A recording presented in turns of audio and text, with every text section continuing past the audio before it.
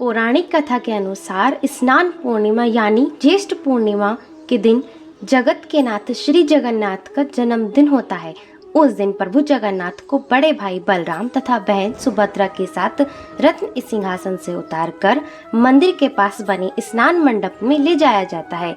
108 कलश से उनका शाही स्नान होता है। फिर मान्यता यह भी है कि इस स्नान से प्रभु बीमार हो जाते हैं और उन्हें ज्वर आ जाता है। तब 15 दिन तक प्रभु जी को एक विशेष कक्ष में रखा जाता है जिसे ओसर घर कहा जाता है और इन 15 दिन की अवधि में महाप्रभु को मंदिर के प्रमुख सेवकों और वेद के अलावा कोई और नहीं देख सकता।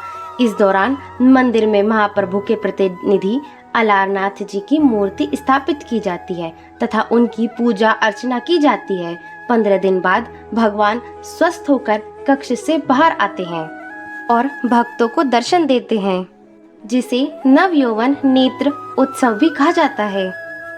इसके बाद द्वितीय के दिन महाप्रभु श्री कृष्ण और बड़े भाई बलराम जी तथा बहन उनकी सुभद्रा जी के साथ बाहर राजमार्ग पर आते हैं और रथ पर विराजमान होकर नगर भ्रमण पर निकलते हैं।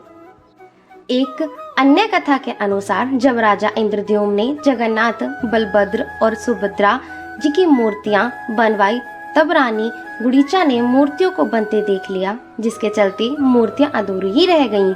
तब आकाशवाणी हुई कि भगवान इसी रूप में स्थापित होना चाहते हैं। इसके बाद राजा ने इन्हीं अधूरी मूर्तियों को मंदिर में स्थापित कर दिया।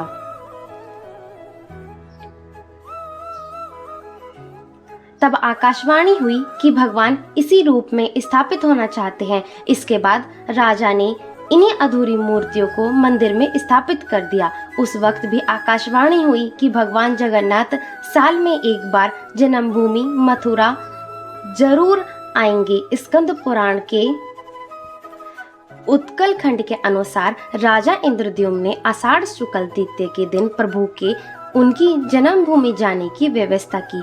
तभी से यह परंपरा रथ यात्रा के रूप में चली आ रही है। अब आगे जानिए भगवान जगन्नाथ मंदिर के द्वार 15 दिनों के लिए बंद क्यों हो जाते हैं। ऐसा माना जाता है कि भगवान जगन्नाथ इन 15 दिन बीमार रहते हैं।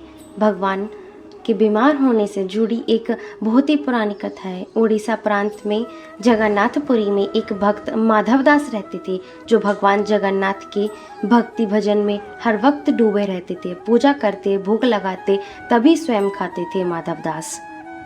वह भगवान को अपना सखा संबंधी, संसार, अपना सब कुछ मानते थे।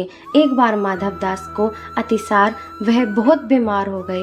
वह इतने दुर्बल हो गए कि वह अपना सुध खो बैठे।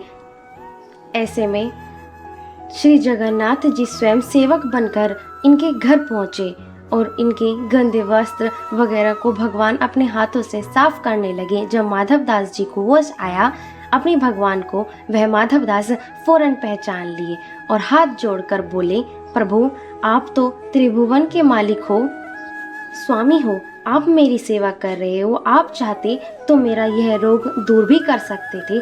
भगवान ने कहा, माधव प्रारब्ध होता है, उसे तो भोगना ही रहता है, लेकिन मुझसे भक्तों का कष्ट नहीं सहा जाता। अगर इस जन्म में नहीं तो तुम्हें अगला जन्म फिर लेना पड़ता। इसी कारण तुम्हारी सेवा मैंने स्वयं की।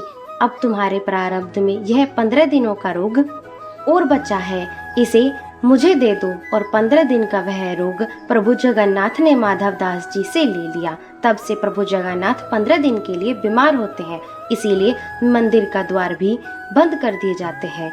इन दिनों भगवान को वेद जांच करके प्रतिदिन आयुर्वेदिक बूटियों का दिया जाता है। फलों का रस और शीतल मीठा दूध वगैरह दिया जाता है। 15 दिन भगवान जगन्नाथ ठीक हो रहते हैं। फिर एक यही कारण है कि प्रभु 15 दिन के लिए बीमार होते हैं। जय श्री जगन्नाथ।